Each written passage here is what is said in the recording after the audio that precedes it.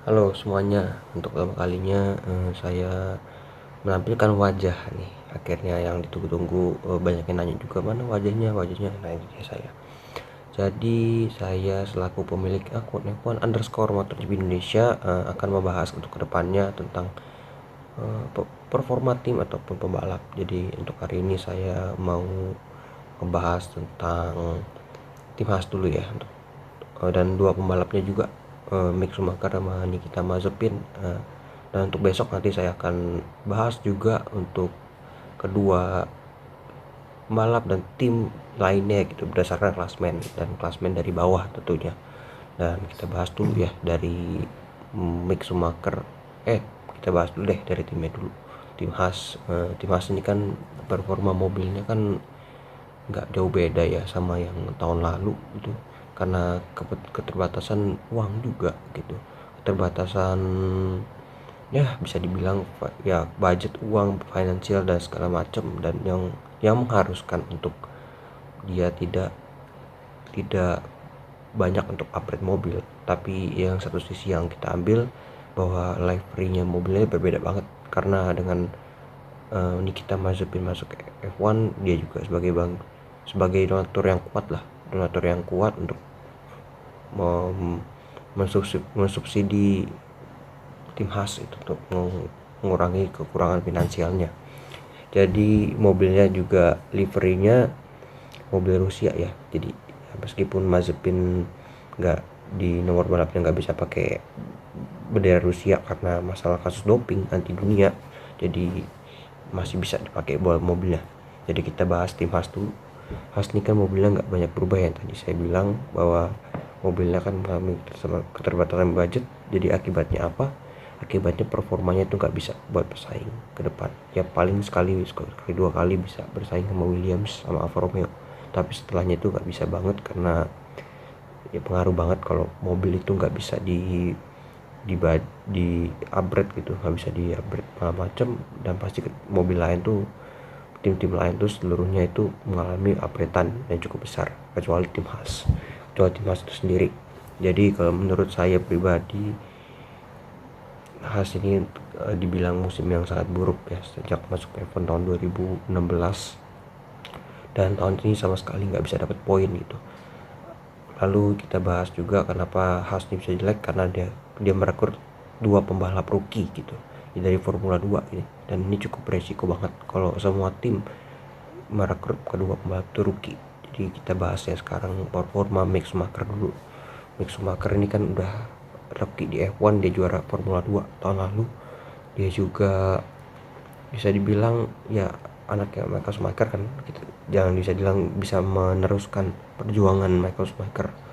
Dan kalau menurut saya performa Mick Schumacher dibandingkan Nikita Mazepin lebih baik dibandingkan, namun nggak bisa dibilang maksimal juga ya. Tapi saya yakin sih Mick Schumacher tahun depan akan comeback. Jadi saya yakin banget sih untuk performa tahun ini kita bisa lihat Mick Schumacher adalah pembalap yang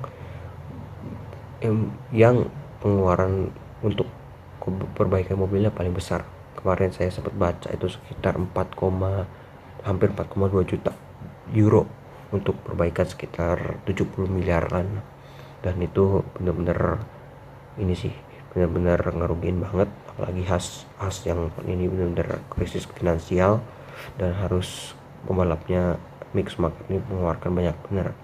Mick Schumacher tahun ini juga lolos Q2 dua kali. Yang pertama itu di Prancis, tapi dia menabrak pembatas ya di menit-menit akhir, jadi nggak bisa ikut sesi ke Q2.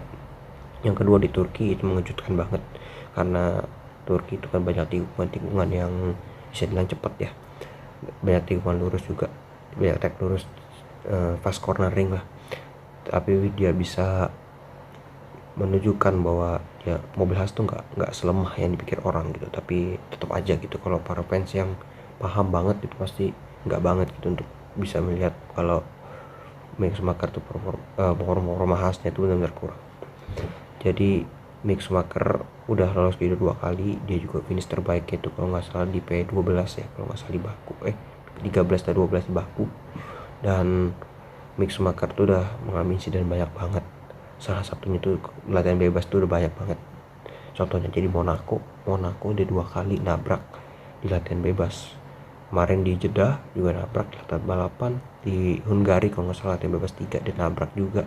Jadi Mick Schumacher juga banyak lah nabrak gitu. Dan untuk tahun ini ya sebagai rookie kita gak bisa ngomong banyak ya, karena ya dia butuh adaptasi juga di F1. Meskipun Mick Schumacher nih akademi Ferrari lah, bisa dibilang akademi Ferrari, tapi kita nggak bisa ngomong kalau dia bisa bakal maksimal dan butuh bertahun-tahun untuk maksimal lah.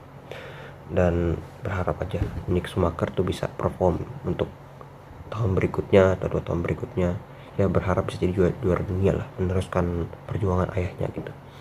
Lalu kita bahas yang Nikita Mazepin ini pembalap yang awal masuk udah kontroversi ya, karena pelecehan seksual dia di videonya tersebar di Instagram dia, dan sempat dihujat, sempat ya banyak yang ngomong nggak layak masuk F1, nggak layak karena mungkin ada yang lebih layaknya, seperti kalau pilot Robert Schwarzman lebih layak, tapi lebih nggak layaknya lagi karena attitude-nya yang benar-benar kurang banget.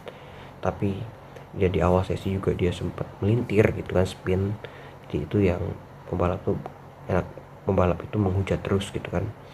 Dan Mazepin ini performanya bisa dibilang awal tuh benar-benar enggak banget sih kalau menurut saya pribadi, karena melintir terus, tambah juga sering mengacau pembalap lain, dia sering blocking saat pembalap lagi fast lap gitu.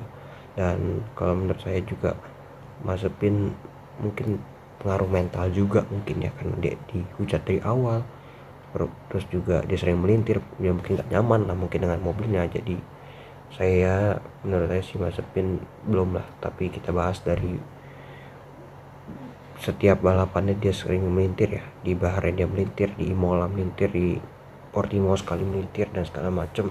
Jadi kalau menurut saya pribadi si Mazepin ya mungkin melintir di awal musim, tapi kalau kita lihat di pertengahan musim itu dia mengalami peningkatan ya. Enggak di awal musim juga, di beberapa awal musim juga cukup impresifnya di Monaco. Itu ingat banget di Monaco waktu itu dia kalau nggak salah nggak nabrak sama sekali, nggak melintir. Itu luar biasa banget gitu seorang Mazepin. Mick Schumacher yang tadi saya bahas tuh dia 2 kali nabrak gitu. Dan menurut saya sih Mazepin udah mulai mengalami peningkatan ya dari segi kualifikasi maupun balapan. Dia juga beberapa kali nyelip Mick Schumacher, meskipun ya defense-nya emang berbahaya dan agresif ya, tapi saya yakin si Mazepin bagus banget gitu kan, untuk mengalami progresnya cukup bagus lah maksudnya. Jadi untuk kedepannya ya pasti berharap Mazepin bakal bagus ya untuk balapan berikutnya, dan dia nggak terlama-lama untuk mendengarkan omongan orang, haters orang, untuk tidak untuk membuktikan kalau dia emang nggak layak. Tapi Mazepin saya yakin bakal bisa improve lah. Mick Schumacher juga sama, dengarkan timnya sih. Itu aja sih bro untuk video kali ini. Mohon maaf kalau misalnya masih gugup ataupun masih kurang, kalian bisa komentar aja di bawah nanti ya. Berikutnya nanti saya akan coba untuk lebih baik lagi, dan untuk video berikutnya saya akan membahas tim Alfa Romeo ya. Alfa Romeo kita bahas dari saya sudah bahas sebelumnya, saya ngomong sebelumnya bahwa kita akan bahas pembalap berdasarkan dari bawah dulu. Jadi berikutnya saya akan bahas Alfa Romeo, dan saya juga akan bahas 2 pembalapnya, itu Kimi Räikkönen sama Antonio Giovinazzi ya. Jangan lupa untuk di subscribe, like, comment juga ya. Oke, see you next video.